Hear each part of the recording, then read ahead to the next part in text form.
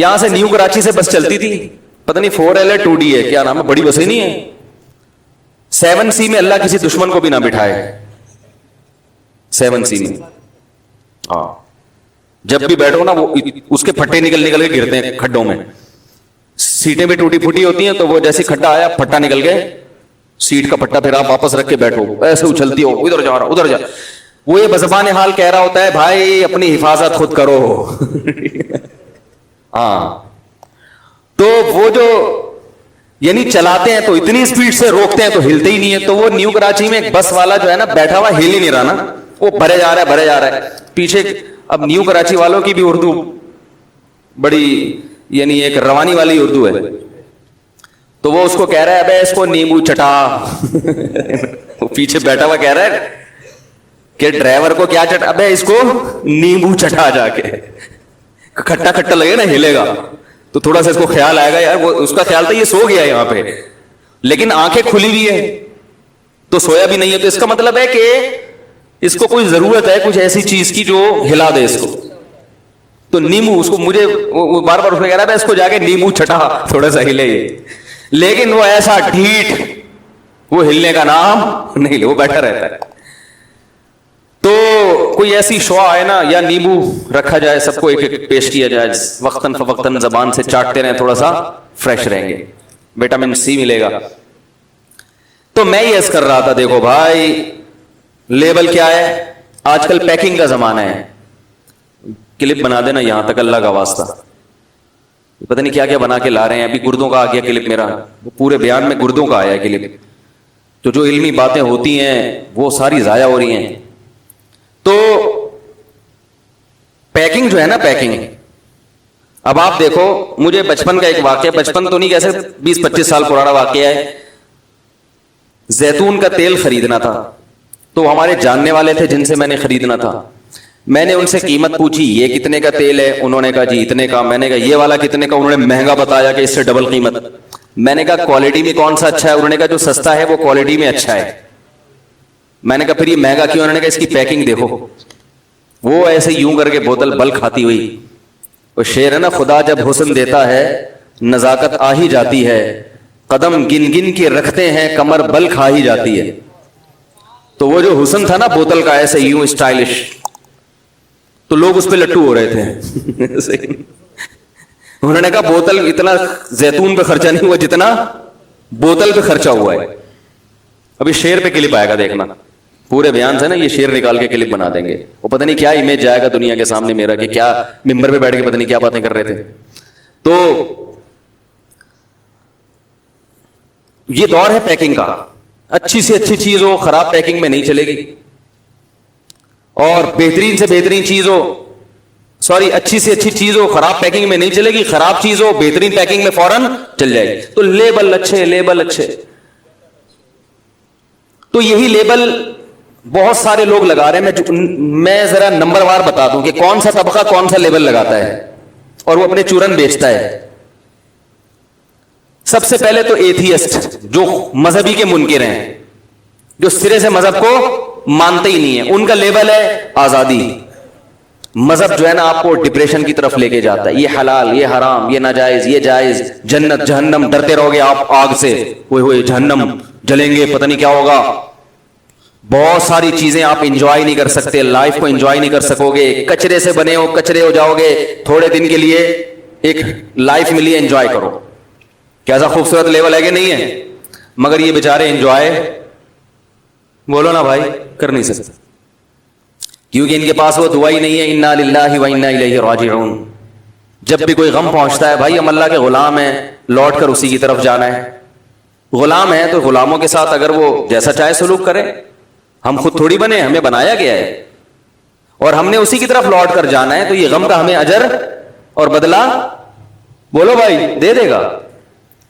یہ جو غم ہمیں اس نے پہنچایا ہے وہ ہمارا خیر خواہ ہے, وہ انسانوں سے محبت کرتا ہے. عجبا لامر المؤمن ان امره كله له خير ان اصابته سراء شكر فكان خير الله وان اصابته ضراء صبر فكان خير الله وليس ذلك الا للمؤمن. نبی صلی اللہ علیہ وسلم نے فرمایا عجیب معاملہ ہے اس شخص کا جو اللہ پر ایمان رکھتا ہے. جو نہیں لاتے ان کے لیے یہ پیشکش, یہ پیکج نہیں ہے. جب اسے خوشی پہنچتی ہے شکر ادا کرتا ہے, اتراتا نہیں ہے, تکبر نہیں کرتا. اسے پتا یہ گاڈ گفٹڈ ہے خوشی, تو جو چیز گفٹ میں ملتی ہے اس پہ انسان اتراتا نہیں ہے. آپ نے 3 پیس سوٹ پہن کے جا رہے ہیں, اکڑ گئے, تو جس نے گفٹ دیا وہ آئے گا, بھائی جان میں نے دیا, آپ تو دھوتی بنیان میں گھوم رہے تھے. آپ کی اگر فوراً ختم ہو جائے گی نا اس وقت, تمہارا اپنا تھوڑی ہے, تمہیں تو کسی نے دیا. یہ کیا ہو گیا بھائی, یہی ہوگا نا. تجھے میں پتا ہے یار یہ ہمارا اپنا کچھ بھی نہیں ہے, سب کس کی طرف سے ہے؟ یہ اللہ کی عطا ہے. اتراتا نہیں ہے, کیونکہ دنیا میں ساری تباہی کس سے آتی ہے؟ تکبر اور اترانے سے. جن لوگوں کو اللہ نے دولت دی, طاقت دی, وہ اترانے لگتے ہیں. وہ کہتے ہیں ہمارا ٹیلنٹ. قارون کو دولت ملی, حضرت موسیٰ نے کہا غریبوں پہ خرچ کرو. انہوں نے کہا کیوں بھائی, میں نے اپنی محنت سے کمائی ہے.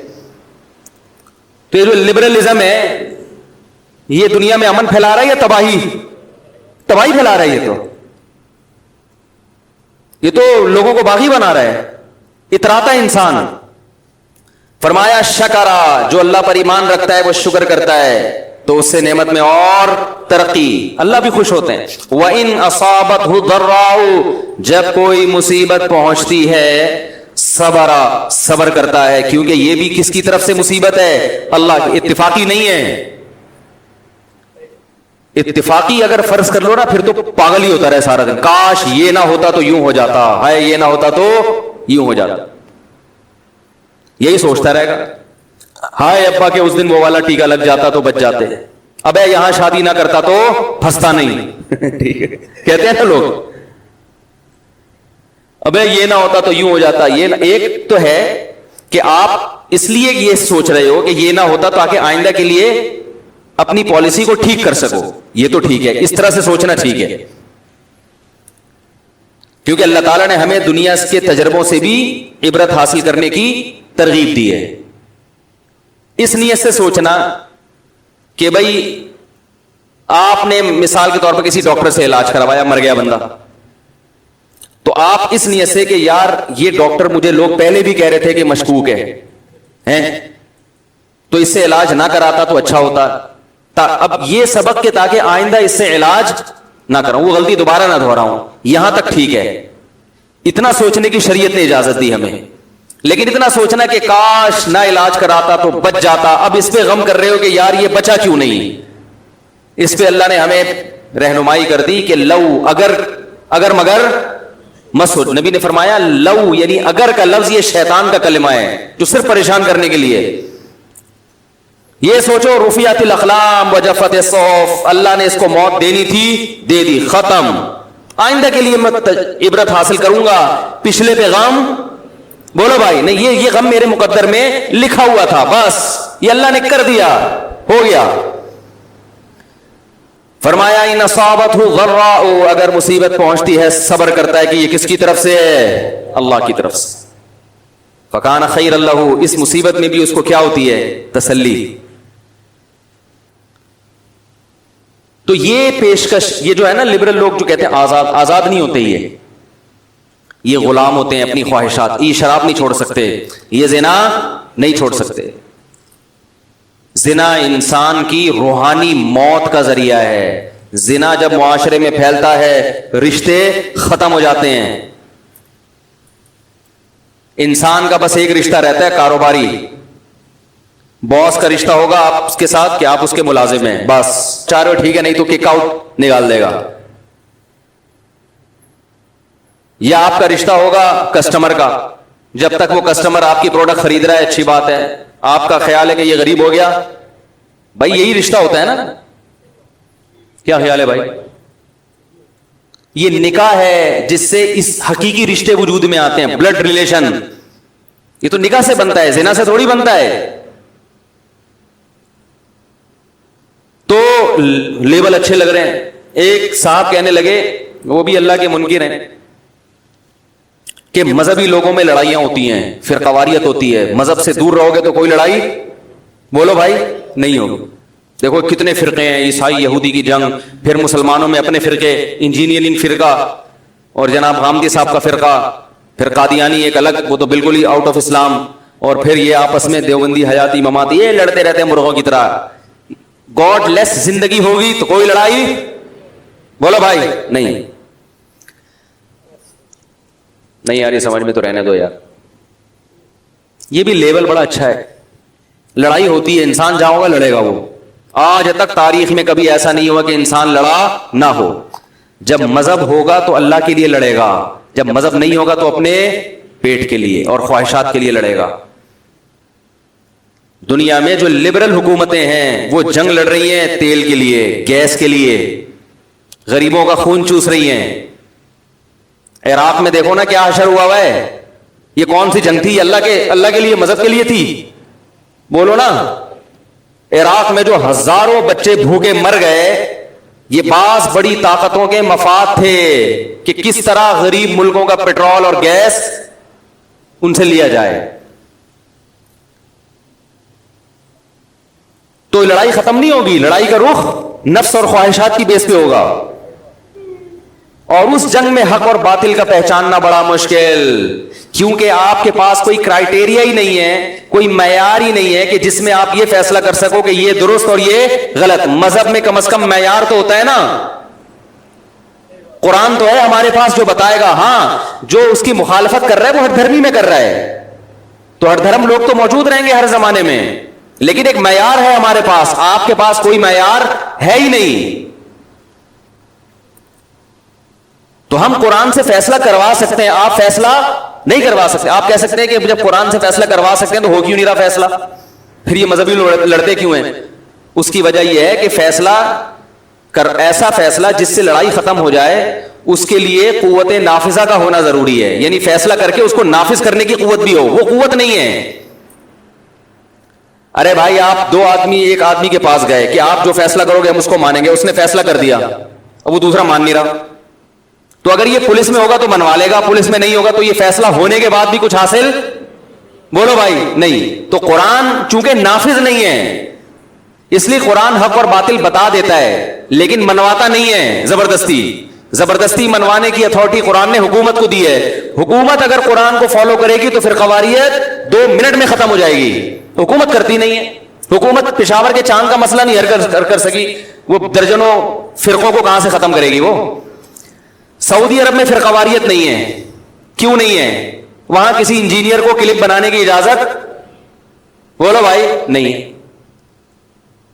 وہاں کسی پروفیسر کو کلپ بازی کی اجازت, آپ کہہ سکتے ہیں بھائی جو بھی قرآن و حدیث کی بات کرے اس کو اجازت ہونی چاہیے. تو یہ بات آپ سعودی عرب میں جا کے کر لو ذرا. سعودی عرب میں کہو کہ میں کلپ بناؤں گا رفع الیدین پر, امام کے پیچھے فاتحہ پر, میں انجینئر ہوں. چونکہ قرآن و حدیث ہر آدمی بیان کر سکتا ہے, تو یہ تو مکہ مدینہ ہے, یہاں تو بطریق اولا بیان کر سکتے ہیں, لہذا عربی میں میرا ایک کلپ. سب سے پہلے حکومت کیا کرے گی؟ اس کو ارسٹ کرے گی. بولے گی قرآن و حدیث کے لیے جو پراپر علم چاہیے وہ آپ کے پاس نہیں ہے. جب علم نہیں ہے تو آپ لوگوں کو بیوقوف بناؤ گے, جاہل لوگ متاثر ہوں گے. جاہل لوگ اس بات سے متاثر ہوں گے کہ ترمذی کی جو حدیث ہے, سفیان ثوری جو جس میں رفع الیدین نہ کرنے کا ذکر ہے, وہ مدلس ہیں, لہذا اور مدلس کی حدیث کیا ہوتی ہے؟ ضعیف. یہ جاہل لوگ اس سے متاثر ہوں گے. جو پڑھا لکھا ہے نا, جس نے علم حدیث پڑھا ہے, اس کو پتا ہے کہ تدلیس کے درجات ہوتے ہیں. یہ حدیث جو حضرت سفیان سے مروی ہے, تو حضرت سفیان ایسے طبقے کے مدلسین میں نہیں ہیں جن کی حدیث کو رد کر دیا جائے. یہ عالم جانتا ہے. یہ جو یوٹیوب پہ کلپ سننے والے لوگ ہیں نا, وہ نہیں جانتے. ایک عالم کو پتا ہے کہ عبداللہ بن مبارک نے جو حدیث کو ضعیف کہا, رفع الیدین نہ کرنے والی, وہ اس حدیث کو نہیں کہا, وہ اس سے پہلے والی حدیث کو کہا ہے, جس کو انجینئر نے اس حدیث میں لگا دیا. جس بیچارے کو ترمذی کا صفحہ پڑھنا نہ آتا ہو, وہ لوگوں کو بیوقوف بنا رہا ہو کہ عبداللہ بن مبارک نے بھی اس حدیث کو ضعیف کہا. تو یہ سعودی عرب میں اگر آپ بیٹھو گے تو سعودی عرب میں اسی وجہ سے انہوں نے یہ ٹینشن ہی نہیں, انہوں نے پراپر طریقے سے پڑھو گے, یونیورسٹی میں داخلہ لو گے, پراپر علم حاصل کرو گے, پھر آپ کو بیٹھ کر بات کرنے کی اجازت ہے. تو سعودی عرب میں درجنوں اختلافات ہیں لوگوں میں آپس میں, مگر فرقواریت نہیں ہے. وہ اختلاف کو جانتے ہیں کہ کس اختلاف کو کس انداز سے بیان کرنا ہے, اس اختلاف کی امت میں نوعیت کیا ہے. ابھی میں ایک مسئلہ کلپ سن رہا تھا ایک سعودی عرب کے عالم کا, امام کے پیچھے فاتحہ پڑھی جائے کہ نہیں پڑھی جائے. انہوں نے اپنی رائے بیان کی اور آگے کہا یہ مسئلہ اجتہادی ہے, اگر کوئی دوسری رائے کو کسی عالم کی تقلید کر رہا ہے تو اس میں بھی کوئی حرج, بولو نا بھائی, نہیں.